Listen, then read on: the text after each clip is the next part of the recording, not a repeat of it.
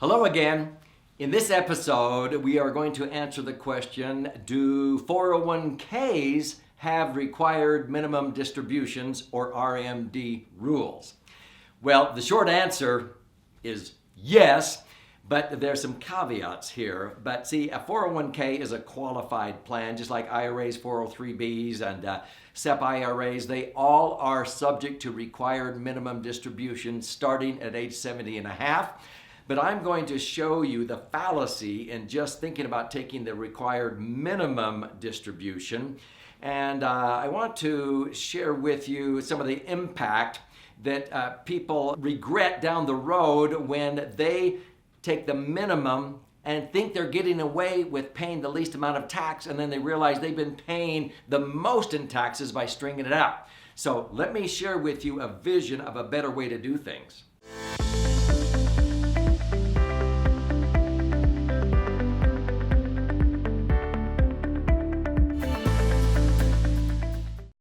So I've been a financial strategist, a retirement planning specialist, tax minimization specialist for more than 45 years. I've written several books about this topic.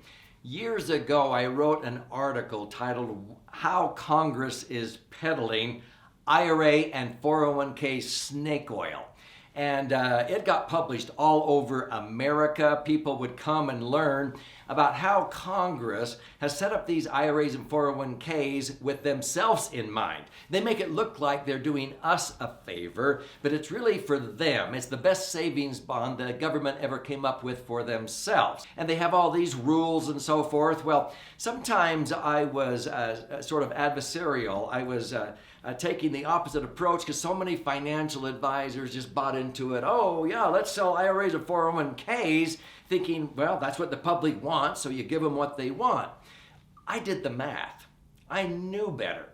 But you know what happened is when the market started to go topsy-turvy, and 9/11 happened in 2001, there were a lot of firms that were rethinking their thinking.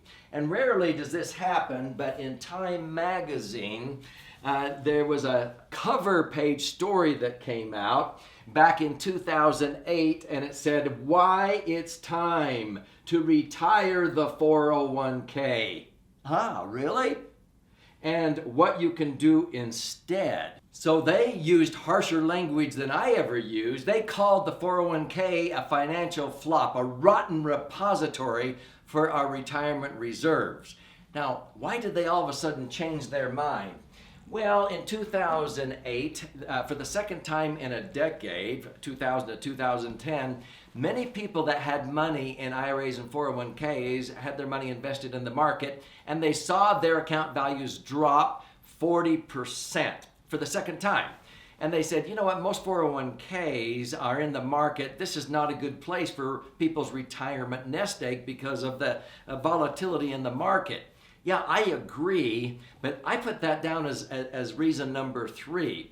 See, the number one reason that I've been preaching for years is, hello, we're not in lower tax brackets when we retire. If you're in a lower tax bracket, it means you didn't save very much.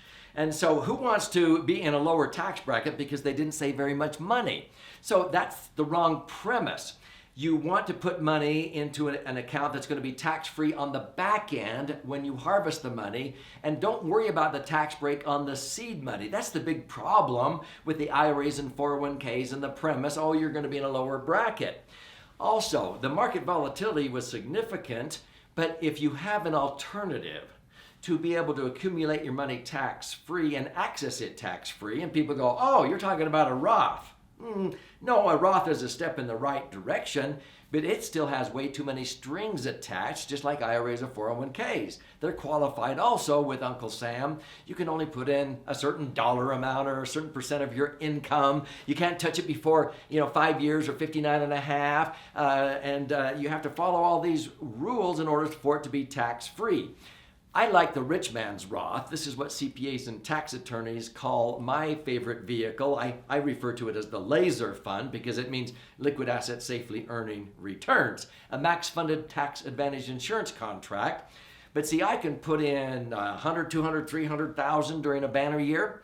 I don't have to put anything in if I don't want. You can't do that in a Roth. If I put in 200,000, I could go access 160, 170,000 without triggering anything within 4 or 5 days. I've had people do that all the time. But a Roth doesn't blossom when you die. The laser fund, if I passed away tomorrow, every million would blossom to 2.5 million. So I like the laser fund in contrast to an IRA or 401k because of the advantages on the back end.